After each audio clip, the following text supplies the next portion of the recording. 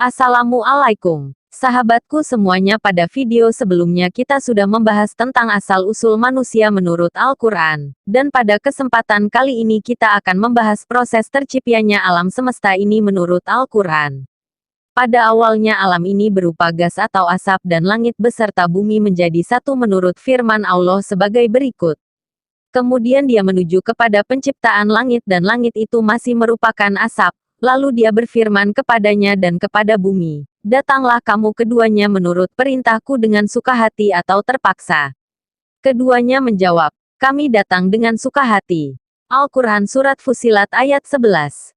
Menurut ayat di atas, bumi dan alam semesta ini menjadi satu dan dikelilingi asap, maka dimulailah proses penciptaan alam semesta. Banyak terdapat penjelasan tentang proses terbentuknya langit dan bumi di dalam Al-Quran, di antaranya, "Sesungguhnya Tuhan kamu ialah Allah yang telah menciptakan langit dan bumi dalam 6 masa, lalu dia bersemayam di atas arsy. Dia menutupkan malam kepada siang yang mengikutinya dengan cepat, dan diciptakannya pula matahari, bulan dan bintang-bintang, masing-masing tunduk kepada perintahnya. Ingatlah, menciptakan dan memerintah hanyalah hak Allah. Maha suci Allah, Tuhan semesta alam." Al-Quran Surat Al-A'raf ayat 54. Banyak sekali teori atau spekulasi tentang penciptaan alam semesta, akan tetapi menurut ayat Al-Quran tersebut proses penciptaan alam semesta ini dibagi dalam 6 masa atau 6 tahapan. Satu hari bukan berarti 24 jam. Dalam Al-Quran pun diumpamakan secara berbeda-beda, ada yang 1000 tahun, Quran Al-Hajj 47, dan 50.000 tahun, Quran Al-Ma'arij 4, belum ada penafsiran pasti tentang itu.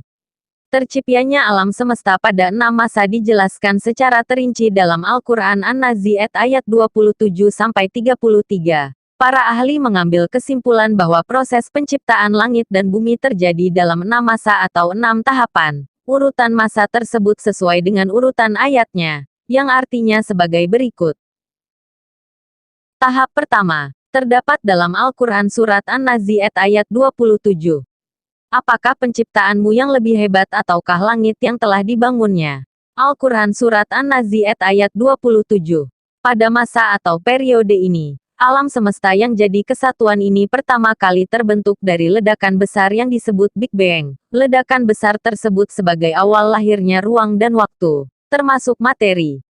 Dari ledakan besar tersebut terbentuklah awan debu atau duhan. Ketika dahan sambil berputar dan memadat, di situ terbentuk unsur hidrogen. Saat temperatur dahan mencapai 20 juta derajat Celcius, terbentuklah helium dari reaksi inti sebagian atom hidrogen, lalu sebagian hidrogen yang lain berubah menjadi energi berupa pancaran sinar infrared. Tahap kedua terdapat dalam Al-Quran Surat An-Nazi'at ayat 28. Dia meninggikan bangunannya lalu menyempurnakannya. Al-Quran Surat An-Nazi'at ayat 28. Ayat ini menerangkan tentang proses pengembangan dan penyempurnaan. Setelah mengalami ledakan dahsyat atau supernova, alam semesta dikembangkan. Dalam ayat ini terdapat kata meninggikan bangunan yang memberi pengertian bahwa alam semesta mengembang. Galaksi-galaksi saling menjauh dan langit makin tinggi. Sedangkan kata menyempurnakan memiliki arti bahwa alam ini tidak semata-mata terbentuk, melainkan sebuah proses atau bertahap. Tahap ketiga terdapat dalam Al-Quran Surat An-Nazi'at ayat 29. Dan dia menjadikan malamnya gelap gulita, dan menjadikan siangnya terang benderang. Al-Quran Surat An-Nazi'at ayat 29. Di ayat tersebut terdapat kalimat dia menjadikan malamnya gelap gulita, dan menjadikan siangnya terang benderang. Ayat ini bisa diartikan sebagai tahap di mana terbentuknya matahari sebagai sumber cahaya dan planet-planetnya berotasi sehingga terjadi siang dan malam.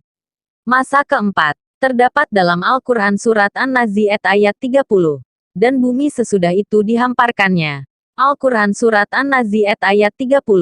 Pada masa ini daratan bumi muncul. Setelah terjadi ledakan dahsyat tersebut, maka planet-planet mulai terbentuk, lapisan darat maupun lapisan langit dari setiap planet, termasuk planet bumi terbentuk ada 7 lapisan bumi. Masa kelima terdapat dalam Al-Quran Surat An-Nazi'at ayat 31. Ia memancarkan daripadanya mata airnya, dan menumbuhkan tumbuh-tumbuhannya. Al-Quran Surat An-Nazi'at ayat 31. Dalam ayat ini menunjukkan bahwa di mana terjadi evolusi bumi dari tidak ada air menjadi ada air. Banyak ahli yang menyebutkan bahwa air tersebut berasal dari komet yang menghantam bumi.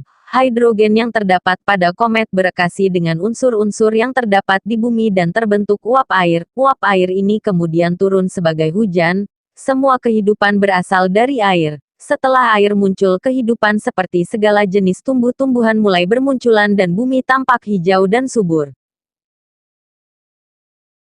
Masa ke-6 terdapat dalam Al-Quran Surat An-Nazi'at ayat 32-33. Dan gunung-gunung dipancangkannya dengan teguh. Semua itu, untuk kesenanganmu dan untuk binatang-binatang ternakmu. Al-Quran Surat An-Nazi'at ayat 32-33. Gunung-gunung dipancangkan artinya, gunung terbentuk setelah penciptaan daratan, pembentukan air dan munculnya tumbuhan. Gunung memiliki akar di dalam tanah. Banyak ahli menyatakan bahwa gunung adalah pasak bumi setelah melakukan beberapa penelitian adanya gunung sebagai penyeimbang kerak bumi agar tidak bergeser atau terjadinya gempa. Jadi lapisan-lapisan bumi semakin kokoh seperti terdapat pada ayat 32. Setelah terbentuknya gunung, terciptalah penduduk bumi dimulai dari binatang dan manusia dan terjadilah kehidupan di bumi sampai pada zaman kita saat ini. Sahabatku semua, sekian dulu pembahasan kita kali ini. Semoga ilmu yang sedikit ini bermanfaat bagi kita semua. Terima kasih atas perhatiannya. Dan jangan lupa subscribe, karena subscribe itu gratis.